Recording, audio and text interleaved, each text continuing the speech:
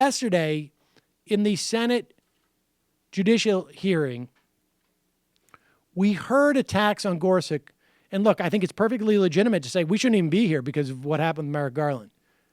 But we're hearing attacks on Gorsuch that are bigger than Gorsuch, that involve the entire Republican agenda. Here's Al Franken. Here's his volley at this. One of the ways in which your views are distinct from Justice Scalia's is in the area of administrative law. Just this past August, you wrote an opinion in which you suggested that it may be time to reevaluate what's known as the Chevron doctrine. Now, in broad strokes, the Chevron doctrine provides that courts should be reluctant to overrule agency experts when they are carrying out their missions, like when the FDA sets safety standards for prescription drugs. This principle, outlined by the Supreme Court, recognized that our agencies employ individuals with great expertise in the laws that they are charged with enforcing, like biologists at the FDA, and that where those experts have issued rules in highly technical areas, judges should defer to their expertise. Now, administrative law can be an obscure and sometimes complicated area of the law, but for anyone who cares about clean air or clean water or about the safety of our food and of our medicines, it's incredibly important. And Chevron simply ensures that judges don't discard an agency's expertise without good reason. Justice Scalia recognized this to be true. But to those who subscribe to President Trump's extreme view, Chevron is the only thing standing between them and what the president's chief strategist, Steve Bannon, called the quote-unquote deconstruction of the administrative state, which is shorthand for gutting any environmental or consumer protection measure that gets in the way of corporate profit margins.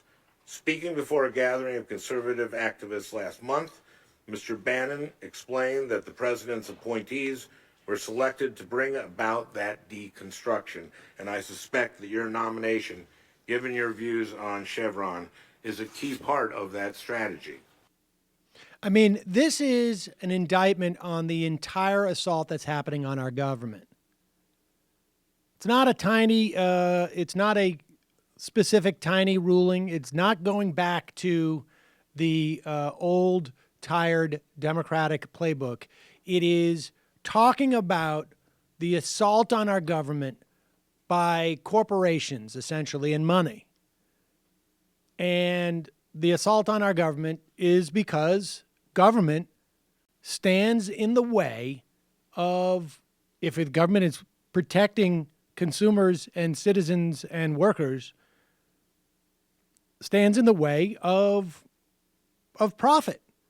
Not all profit, just profit that is made by offloading certain costs onto the public. So I cut corners and I don't dispose of this waste in the way that I'm supposed to. Instead, I dump it into the river and people get cancer. They bear that cost. I want to use coal because it's cheaper for me, and I put it in the air and kids get asthma. I don't want to do remediation and kids get lead poisoning. We've developed this drug for 5 or 10 years. Looks like it doesn't do exactly what we said it does, but we could make billions of dollars on it. And that's what all this stuff amounts to, from Paul Ryan's freedom agenda Yes. to this notion. I mean, you know, the whole myth of originalism, all of this is just pseudo-intellectual justification for what you're out. Hey, everybody, Sam Seder here. Donald Trump is a bad guy. Believe me.